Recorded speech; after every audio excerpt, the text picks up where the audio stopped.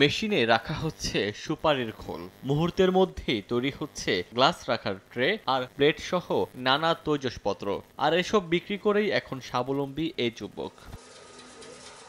নদীবহুল জেলা হওয়ায় পিরোজপুরে প্রচুর পরিমাণ সুপারি গাছ জন্মে। বিশেষ করে কাউখালী উপজেলায় এর পরিমাণ বেশি। আর এই গাছ থেকে পাওয়া খোল কাঁচামাল হিসেবে ব্যবহার করে দৈনন্দিন প্রয়োজনীয় ওয়ান টাইম তৈজসপত্র তৈরিতে আগ্রহী হন ফরিদ নামে এ যুবক। ইউটিউব দেখে এই ব্যবসায় উদ্বুদ্ধ হন তিনি। জেলার বিভিন্ন স্থান থেকে সুপারির খোল প্রতি পিস 2 টাকা থেকে 2.5 টাকা দরে সংগ্রহ করা হয়। খোলগুলোকে প্রথমে রোদে শুকিয়ে টিউবওয়েলের পানি দিয়ে ধুয়ে নেওয়া হয়। এরপর খোল মেশিনে বসিয়ে তাপ ও চাপ প্রয়োগ করে নানা পণ্যের আকৃতি দেয়া হয়। মাত্র 1 থেকে 2 মিনিটের মধ্যেই তৈরি হয়ে যায় গোলাকার বাটি, চৌকোনা প্লেট, ট্রে সহ নানা সামগ্রী। একদিকে পরিবেশ বান্ধব, অন্যদিকে তৈজসপত্রগুলো নান্দনিক হওয়ায় দিন দিন ব্যবসা প্রসারিত হচ্ছে। আমরা কোনো কেমিক্যাল ব্যবহার করি না।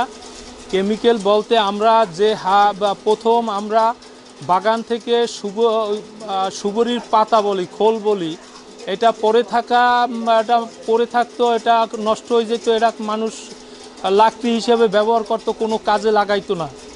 তারপর এটা আমরা ইউটিউবে দেখে আমি অনেক দিন ধরে এটা আমার একটা স্বপ্ন ছিল। সুপারি গাছের খোল দিয়ে ওয়ান টাইম প্লেট তৈরি করি আমরা।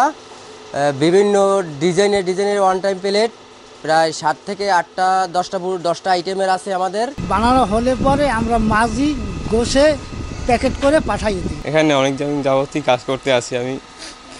ভবিষ্যতে আমিও একটা ফ্যাক্টরি দিতে আমার ইচ্ছুক আমি। এই ব্যবসায় আগ্রহীদের প্রশিক্ষণ ও ঋণ সহায়তা দিতে প্রস্তুত বিসিক। এই শিল্প দিন দিন প্রসার লাভ করতেছে এবং কয়েক শতাধিক লোক এই শিল্পের সাথে জড়িত হয়েছে।